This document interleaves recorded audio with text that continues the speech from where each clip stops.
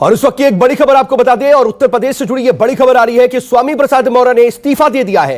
योगी cabinet से स्वामी प्रसाद मौर्य ने अपना इस्तीफा दे दिया है। आने वाले वक्त में क्या स्थिति होगी, यह देखने वाली बात होगी। लेकिन फिलहाल यह बड़ी खबर, और उत्तर प्रदेश विधानसभा चुनाव से पहले जब तारीखों का ऐलान हो चुका है और दिल्ली में नए उम्मीदवारों को लेकर के मंथन चल रहा है, उस बीच योगी कैबिनेट से स्वामी प्रसाद मौर्य ने अपना इस्तीफा दे दिया है। कई तरह की अटकलें लगाई जा रही हैं, लेकिन अभी कुछ कहना बहुत जल्दबाजी होगा। लेकिन यूपी चुनाव से जुड़ी इस वक्त की यह बड़ी खबर है। स्वामी प्रसाद मौर्य, आप जानते हैं कितना चर्चा में वो रह चुके हैं, और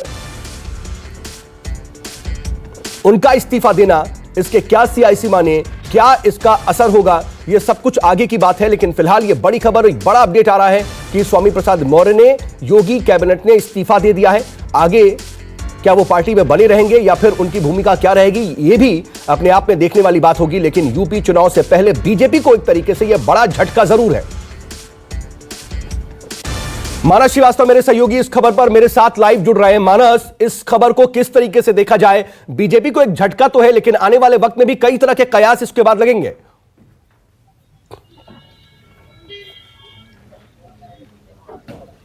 देखिए, स्वामी प्रसाद मौर्य के पार्टी छोड़ने की चर्चाएं तो बहुत जमाने से हो रही थी, लेकिन इसकी कभी भी पुष्टि उन्होंने नहीं की थी। लेकिन आज अचानक इस्तीफा उन्होंने दिया है, तो निश्चित तौर पर किसी और दल की उन्होंने जरूर राह देखी हुई, कहीं ना कहीं जरूर बात उनकी चल रही होगी। क्योंकि आज से ठीक 5 साल पहले का वक्त मुझे बिल्कुल अच्छी तरीके से याद है, जब उन्होंने मायावती का दामन छोड़ करके, बसपा का साथ छोड़ करके वो भारतीय जनता पार्टी में आए। तो उस वक्त भारतीय जनता पार्टी ने उनका बहुत जोरदार वेलकम किया था, क्योंकि वो जानते थे, पार्टी जानती थी कि वो बड़े नेता है, उनका अपना एक जनाधार है।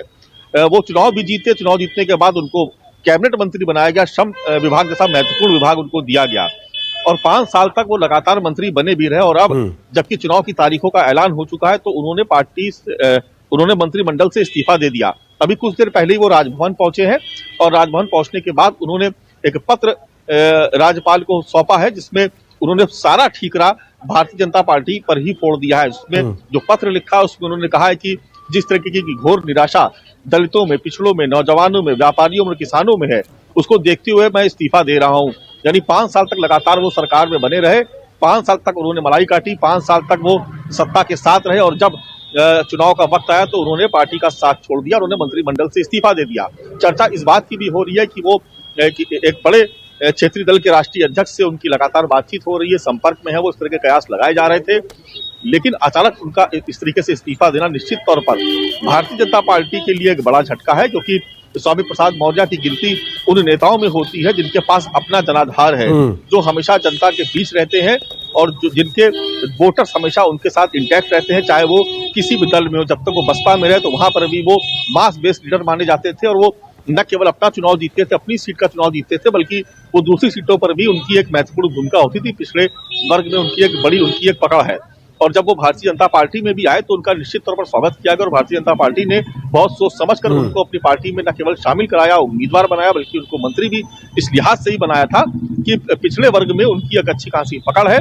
और चूंकि बसपा में लंबे समय तक वो रहे हैं, तो उनके पास जो ग्राउंड लेवल पर जो उनके पास उनका अपना जो काडर है, वो बहुत मजबूत है, जो शिफ्ट करता है हमेशा किसी भी पार्टी के साथ, जहां भी स्वामी प्रसाद मौर्य जाते हैं। लेकिन तो निश्चित तौर पर मानस, देखिए, अब कई तरह के कयास में लगाए जाएंगे, तो क्या वो बीजेपी में बने रहेंगे या फिर बीजेपी का साथ भी छोड़ सकते हैं? अगर छोड़ेंगे तो क्या वो बसपा में वापसी कर सकते हैं या फिर कुछ और अटकलें?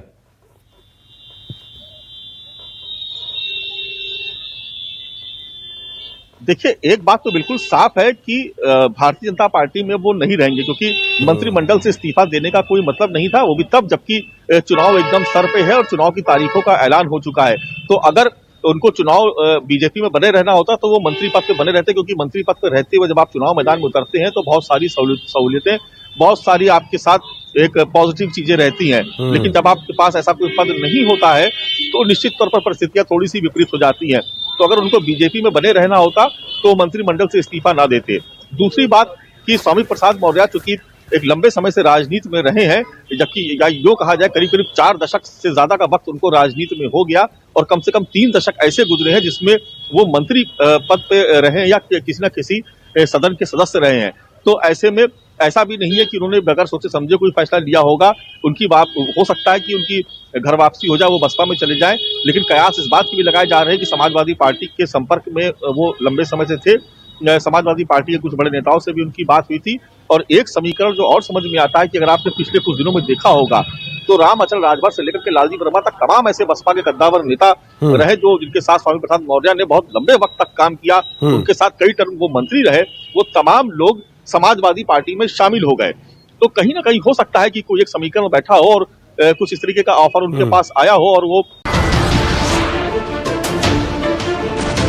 नमस्कार, मैं हूं मानक गुप्ता। अगर आपको हमारा ये वीडियो पसंद आया हो तो इसे लाइक और शेयर जरूर करें और हां, हमें सब्सक्राइब और फॉलो करना ना भूलें ताकि आप देश और दुनिया की कोई खबर मिस ना करें। तो जुड़े रहिए हमारे साथ और देखते रहिए न्यूज़ 24।